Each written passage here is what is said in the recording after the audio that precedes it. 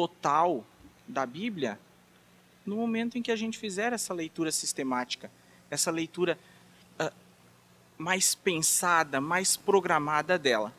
Então, ao fazer uma leitura dessas aí, bem como está posto no Evangelho de Marcos, no capítulo 4, a gente percebe uma sequência de situações, aqui no Evangelho de Marcos, que foram postas e chegou até nós.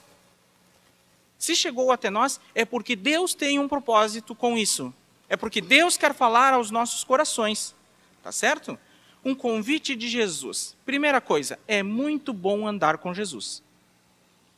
O pastor Aldino tem muitíssimos anos de fé e eu tenho certeza que se não fosse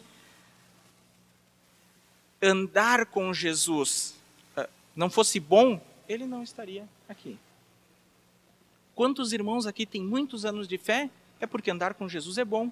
Quem veio à igreja uma vez, aceitou o convite, estudou a Bíblia, estuda a Bíblia, sabe que é bom andar com Jesus. Onde Jesus está, tem palavra boa para a nossa alma. A gente vem ao culto e se sente tão tranquilo. Vamos com força, com garra para as nossas casas, para vencermos mais uma semana. Ficamos esperando ansiosos o próximo domingo para vir ao culto. Qualquer coisa, durante a semana tem culto também, aqui temos culto da Vitória, toda quarta-feira à tarde e é uma bênção. Se a gente se apertar durante a semana, vem ao culto. Por quê? Onde Jesus está, tem palavra boa para a nossa alma. A palavra do Mestre, ela imprime em nós segurança. A palavra do Mestre não deixa dúvida nos nossos corações. Não tem dúvida, é isso ou é aquilo. Ela imprime em nós esta segurança. No mundo turbulento, no mundo de insatisfação, o que menos nós temos é segurança, o que menos nós temos é certeza. E as palavras do Mestre, elas nos trazem segurança. Em meio a esta turbulência, nós não escapamos, nós não estamos fora. O pastor Gilberto frisou muito bem ontem no culto de casais no Jardim do Cedro. Nós estamos neste mundo, a gente tem vida social. Só que com Jesus nós temos segurança na hora de enfrentar estes momentos. Onde Jesus está, não falta nada. Vejam bem, meus irmãos, eles já estavam prontos para partir. Jesus disse, vamos para a outra margem? Simplesmente saíram. Isso significa que eles estavam preparados. Eles tinham comida, e se eles não tivessem comida, o que ia acontecer? Alguém aqui tem dúvida do que aconteceria? Da fome que eles passariam à noite? Não, né? Eles não passariam fome, eles estavam com aquele ser que multiplicava pães, peixes, transformava água em vinho. Fome não ia passar. Ah, esfriou? Ninguém tem dúvida do frio que eles iriam passar a noite, né? Eles estavam com aquele que colocou uma tocha de fogo para aquecer o povo de Israel no deserto. Aquele que fez com que a roupa deles não gastasse por 40 anos. Também não era problema. Irmãos, onde Jesus está não falta nada. Onde Jesus está, nós temos as nossas necessidades supridas. Um convite de Jesus, ele é irrecusável, portanto. Ou alguém aqui ousaria recusar um apelo do Mestre hoje? Preste bem atenção no que o Espírito Santo quer falar. No Evangelho de Marcos, aqui a partir do capítulo 4, nós temos todo um contexto. No capítulo 4 e o início do capítulo 5, nós temos um contexto que se desenrola assim. É uma série de parábolas de Jesus, são 4 parábolas que Jesus proferiu. E logo depois, então, vem o convite de Jesus e os discípulos passam a vivenciar, a praticar. Portanto, eu tiro uma outra lição daqui. Jesus é um mestre por excelência. Jesus é o melhor professor do mundo. Ele ensinou os seus alunos e logo em seguida foi à prática com eles. Eu sou professor, eu ensino meus alunos e eu digo lá, Prestem bem atenção nisso, porque isso aqui cai no vestibular, isso aqui cai no Enem. Vocês precisam saber. Estudem, decorem, façam cartazes em casa. Eu sempre digo para eles colarem no forro, porque eles acordam, a primeira coisa que eles enxergam é aquilo. Só que na hora que eles estão fazendo a prova, na hora que eles estão fazendo o vestibular ou o Enem, ou a minha prova mesmo, eu não posso ajudar e eu não estou com eles. No entanto, Jesus, além de ensinar, ele te acompanha na hora da prova. Ele não te deixa sozinho. Tá certo?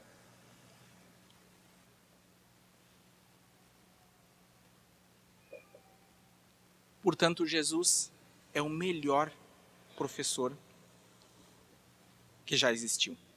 Nós temos a parábola do semeador, lá no verso 1, do verso 1 ao verso 20, a parábola do semeador.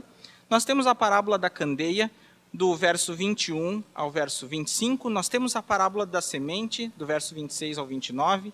A parábola do grão de mostarda, do verso 30 ao 34. E daí nós temos a prova, né? Que é os versos do 35 ao 41 e do capítulo 5, verso 1 ao verso 20. Os irmãos não se preocupem que a gente não vai ler tudo isso hoje não, tá certo, irmãos? Não se preocupem, mas fique com a sua Bíblia aberta. Vamos acompanhar, tá certo? Então, nós temos 4 parábolas. A parábola do semeador, da candeia, da semente e a do grão de mostarda, do verso 30 ao 34.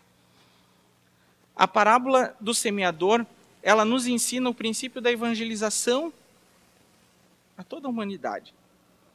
Lá, devemos sair a semear, vamos encontrar vários tipos de pessoas, vários tipos de coração.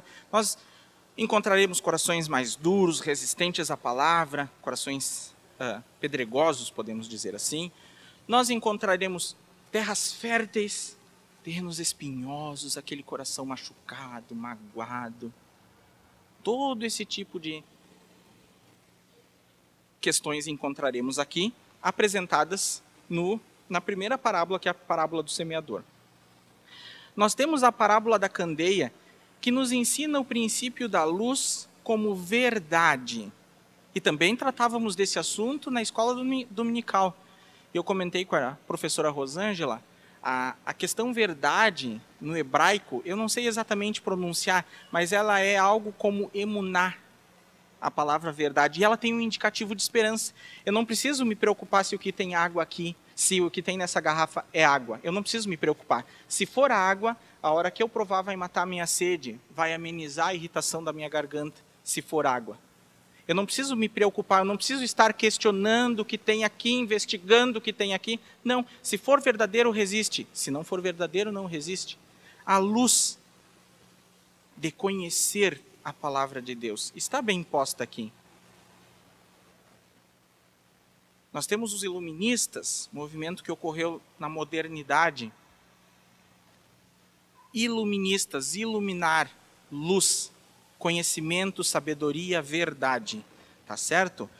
Nós temos também a parábola da semente, que nos ensina o princípio do crescimento contínuo da planta. Plantamos uma sementinha na terra, e ela vai germinando, ela vai crescendo, até dar frutos. E o que a gente faz quando dá frutos? Vai lá e arranca, vai lá e colhe esses frutos. No culto de Santa Ceia, pastor Aldino também frisou muito bem o quê? O cacho de uva, a videira, ela produz os frutos, mas ela não come a sua própria uva. Veja que questão interessante. Né? Ela não consome. Quem é que consome? Nós consumimos. Portanto, nós devemos estar preparados e termos alguma coisa também, devemos crescer e termos alguma coisa a oferecer. Devemos oferecer alguma coisa a alguém. Que coisa é essa que nós devemos oferecer? O que nós devemos oferecer? Aquilo que foi melhor para mim, aquilo que foi melhor para ti, a melhor coisa que tu já recebeu na tua vida. O melhor, que é Jesus. Devemos oferecer. E nós temos a parábola do grão de mostarda. Esta parábola é muito interessante também. Por quê? Um grãozinho pequeno, que se transforma num grande arbusto, e as aves do céu podem vir aninhar-se ali. Tá certo, irmãos? Nós podemos fazer uma série de análises em cada uma destas parábolas aí. Mas agora vem o convite de Jesus. Passemos para outra margem. Depois de nós ouvirmos o Mestre, nós não podemos recusar o seu convite. E um detalhe muito interessante, nós não conseguimos recusar o convite. Depois de ouvir o Mestre, quem realmente ouve a voz de Deus, quem realmente conhece a voz de Deus, eu não consigo crer que essa pessoa consegue ficar distante, consegue distanciar-se de Cristo. Quem realmente ouviu? Eu não consigo crer nisso. Tá certo, irmãos? É chegado o momento da prática, então, depois de todas estas parábolas, depois de todos esses ensinamentos, como está disposto aqui no livro de Marcos, nós chegamos para o momento da prática. Eu faço uma pergunta para os irmãos: de que adianta a teoria sem prática? Adianta alguma coisa? A teoria não serve para nada.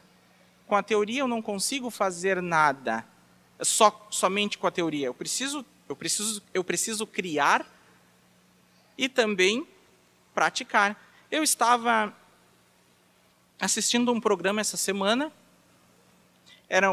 eles conversavam com pessoas que são, vamos dizer assim, os donos das maiores indústrias gaúchas. Eles debatiam entre si a questão do crescimento econômico no Rio Grande do Sul e a questão da produção de tecnologia. O Brasil não produz tecnologia, vamos dizer assim. A tecnologia que produzimos é muito pequena. A tecnologia é produzida na Europa e nos Estados Unidos, no Japão. Mas o Brasil não produz. Nós compramos essa tecnologia, manufaturamos os produtos por um preço bem barato, bem baixinho, e exportamos os produtos. Então, eles questionavam a questão da produção de tecnologias. E, se não me falha a memória, o dono da Gerdau, ele disse assim, que as universidades brasileiras, os doutores, que são as pessoas que produzem conhecimento, digamos assim, produzem tecnologia, eles não põem essa tecnologia em prática. Eles produzem, ela fica restrita à universidade. Então, o que se está tentando fazer? Se está tentando pôr em prática todo esse conhecimento. E Jesus já nos deu um exemplo há 2000 anos atrás. Jesus já nos deu um exemplo de que teoria sem prática não vale nada. Coisa que o nosso Rio Grande do Sul, tão querido, está tendo dificuldades para pôr em prática agora. Mas já vem, esse princípio já está posto há muitíssimo tempo. Nós recebemos então um convite para que a gente viva os ensinamentos do Mestre e que a gente exercite a nossa fé em Jesus. Estava lendo uma história, e essa história dizia assim, uma irmã da igreja, ela dizia que achava que não tinha muita fé porque ela não vivia grandes coisas, grandes movimentações. E o que ocorreu com ela? Uma noite ela teve um sonho. Ela estava sentada mais para o fundo da igreja e 3 irmãs sentadas em 3 carreiras diferentes dos bancos da igreja. E Jesus chegava numa irmã e apertava a mão dela, falava com ela. Na outra irmã, Jesus dava uma batidinha no ombro e a outra irmã, Jesus abanava de longe. E daí a nossa irmã, essa que estava questionando, indagou assim, aquela irmã que Jesus apertou a mão dela e conversou com ela, que ela deve ter muita fé. Aquela irmã que Jesus bateu o ombro, tocou o ombro, deve ter mais ou menos de fé. E aquela irmã que Jesus só abanou de longe, que ela não deve ter fé nenhuma. Né? Neste mesmo instante, Jesus chega ao lado dela e diz assim, teu pensamento está enganado. Aquela pessoa que eu apertei a mão, é ela que realmente está precisando de um toque especial, de um toque diferenciado. É aquela pessoa a mais necessitada. E Jesus nos proporciona isso hoje, pela sua palavra, se pusermos em prática. Jesus nos proporciona que tu ouças a sua voz, que tu toques o Mestre de acordo com a tua necessidade, que tu veja o Mestre, que tu entenda as atitudes dele. Nós falamos pelo nosso olhar, e nós devemos reconhecer o olhar de Cristo. Nós devemos reconhecer o olhar de Jesus.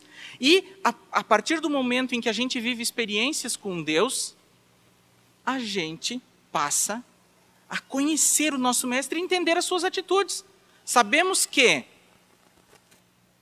quando precisarmos, ele vai estar lá do nosso lado, estendendo a nossa mão, como foi para Pedro, quando ele desafiou Jesus a caminhar pelo mar.